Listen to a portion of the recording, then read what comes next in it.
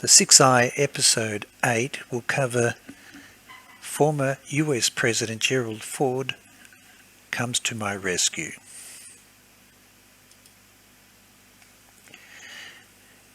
It turns out that I'm just launched a federal police investigation of fraud against the directors of Johns Hopkins. The KPMG partners who tried to do the right thing by me because they knew that I was trusted and had done nothing wrong, and they witnessed Johns Hopkins was directly involved. What made it difficult for Johns Hopkins Australia is that Johns Hopkins USA were the auditors of Johns Hopkins, so there was internally a serious concern between the boards of Johns Hopkins, KPMG USA, KPMG Australia, that they've got a problem, that you're not allowed to be an auditor and investor in business with your client.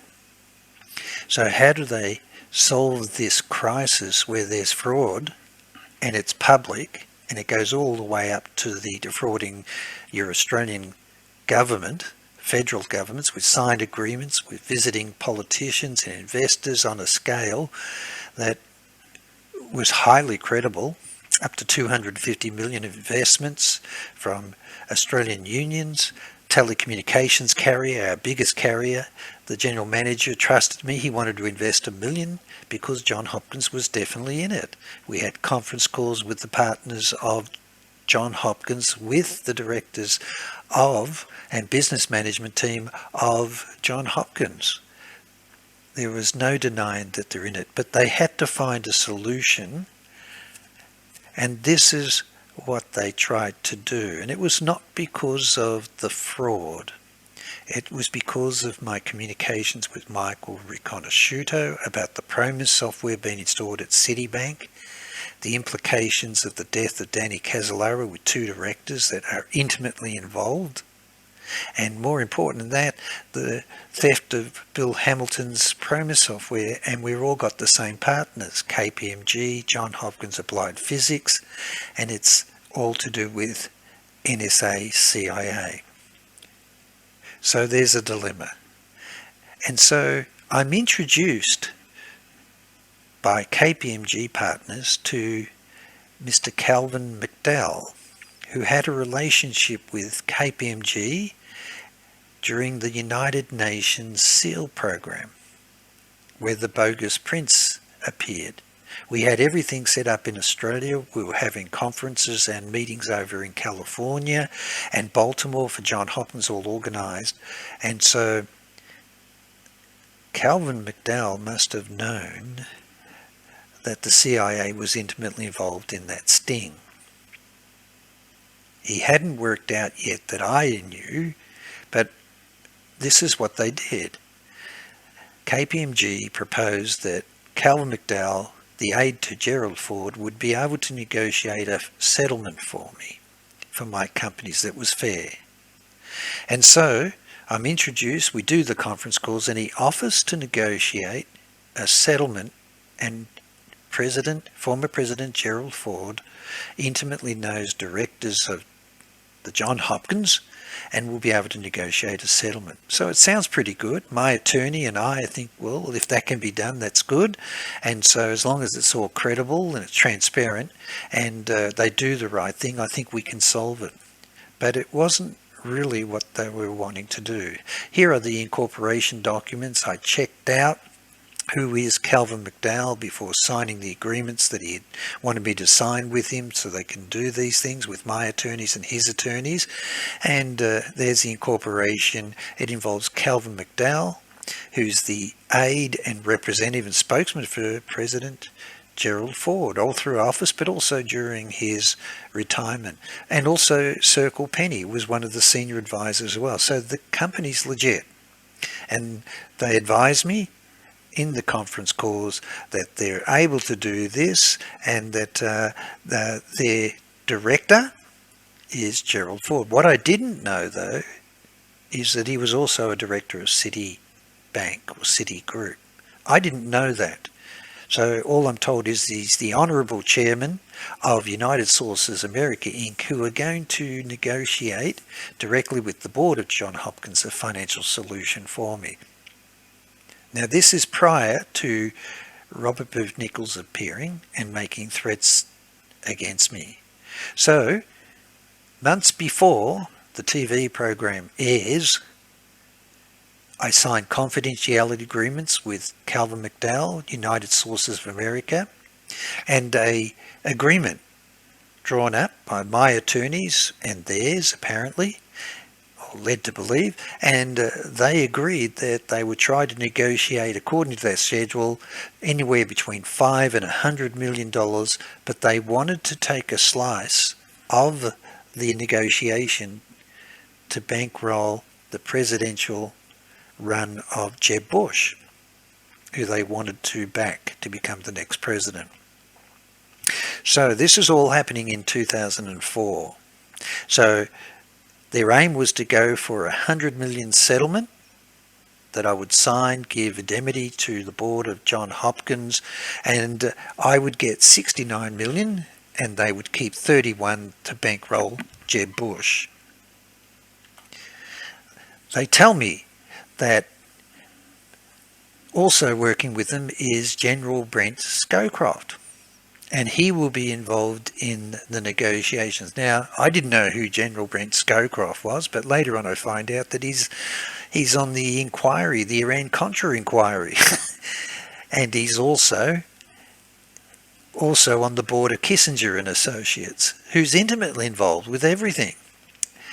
Calvin McDowell, in his conversations with me, said that President Gerald Ford, when he retired from president of the United States, he had no money. He was quite poor. He wasn't wealthy.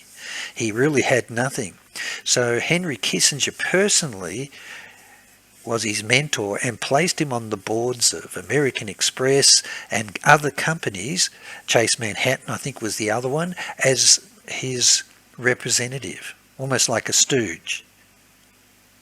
He was poor, he had no money, and Henry Kissinger took him under his wing and was looking after him. So he was on the board of American Express, and I didn't know that he was on the board of Citibank, because Michael's explaining to me, and I'm doing all my research about the PROMIS software being installed at Citibank. And so as we're going through this, they're going to keep $31 million to bankroll Jeb Bush's presidential election campaign, and we've signed the agreement. So you can see there, a little Australian, really I'm nobody, has got signed agreements with companies, with former President of the United States, with all his chief of staff's representatives, and they're going to negotiate this settlement for me. Everything went well until Robert Booth Nichols turned up and made threats against my life. At that point, I became very suspicious, as when I'm continuing with them, is that they became aware that I had discovered evidence that CIA operatives working for Director of CIA, George Tenet, were meeting with the bogus prince 6 months before coming to Australia to destroy all my original encryption programs with United Nations SEAL program. As soon as I told Calvin McDowell that I have the legal evidence, I've got the court cases and I've got all the confirmation, he then said, would you be willing to have a secure line put into your house where you can share that evidence with us? And I thought, well, okay, yeah, I'm happy to do that. You know, if everything's transparent and they're going to try and do a settlement for $100 million and they want to resolve this, that sounds like a good idea. As soon as I then said that, he disappeared. I then wanted to know, well, where's all my legal evidence gone? My legal evidence, they're negotiating a settlement with Johns Hopkins. So I did a search on the telephone number, the fax number of the attorney that was sent it to, and it turned out it was the think tank of CIA. It was actually the Potomac Institute, and it was founded by the CIA agent that worked for George Bush Sr. and was the leading expert on hunting down Osman bin Laden. The attorney the number wasn't an attorney, it was actually a doctor from John Hopkins impersonating an attorney. I've got his name, I've got the telephone numbers, I've got the records, and it turns out that we had been had. All our evidence was sent to them. I think they wanted to settle things, but the fact that I was now aware that I'd been destroyed, and same with WiseKey, we had been destroyed twice by CIA and NSA, I think they panicked and ran, hoping that I wouldn't work out the next bit. Then I had a look, and I went through the directorships again of John Hopkins, and there's C. Michael Armstrong. And he was the chairman of AT&T, together with A.B. Krongard. So my TV program and prosecutions that I'm having for fraud and being destroyed multiple times by CIA and NSA can only be orchestrated by someone who's with CIA, who's on their board. And it turns out C. Michael Armstrong was the chairman of AT&T, who was also originally an investment partner with Inslaw Inc. for the PROMIS software. And they work with NSA, and we're intercepting all the optical fibres and spying on private citizens. So this is really not about medical research and healthcare. It's actually everything to do with NSA and Echelon. And banking, Swift banking, this is the who's who on this board.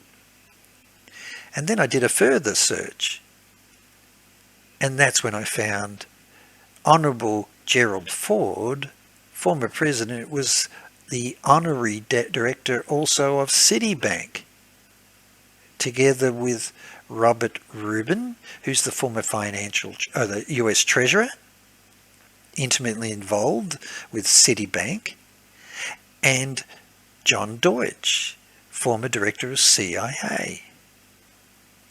And up the top there it is, the director of John Hopkins, C. Michael Armstrong. He's the chairman of the board of trustees of John Hopkins Medicine and the Health Systems Corporation and Hospital, who had defrauded me. And on the same company, the one that has the PROMIS software and involved in Project Hammer with A.B. Krongard, they're both on the board. I had been had. They were worried about protecting CIA, NSA, Citibank, Project Hammer, and the PROMIS software.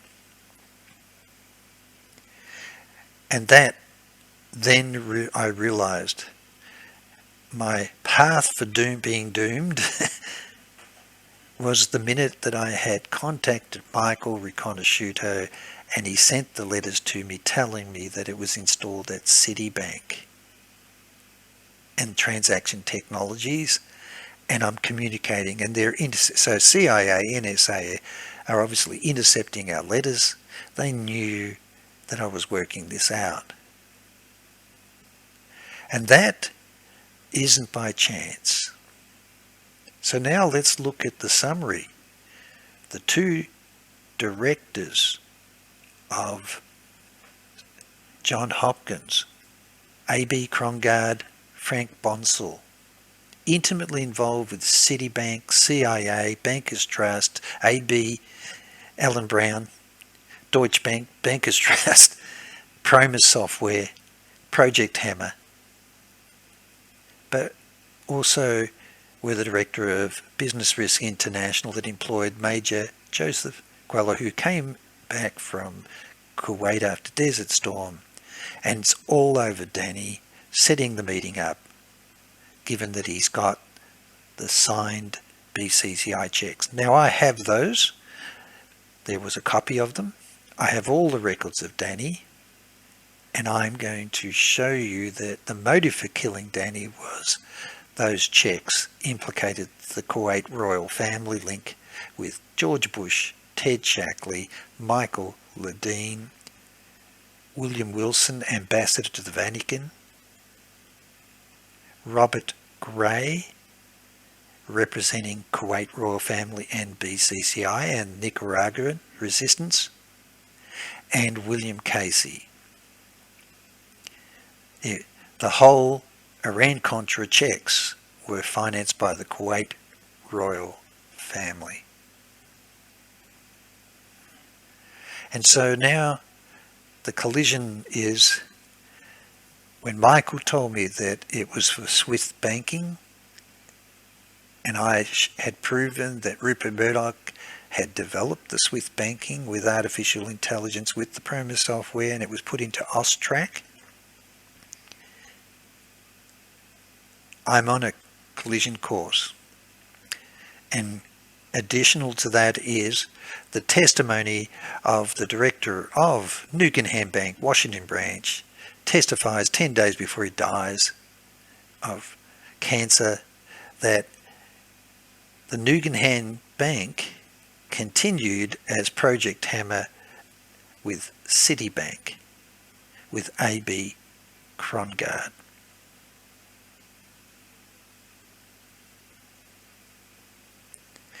And so the elaborate scheme had been set up by CIA from day one to manage. They were in damage control. And they disappeared when Calvin McDowell discovered I had the legal evidence that CIA destroyed the United Nations SEAL trade program with all countries worldwide that I had established with KPMG, John Hopkins, Spirus, stands for Spies Are Us, with the Rosetta encryption chip designed for CIA and NSA, and we were destroyed by their CIA Operation Stillpoint, which will be detailed in episodes for you to understand how big that really is.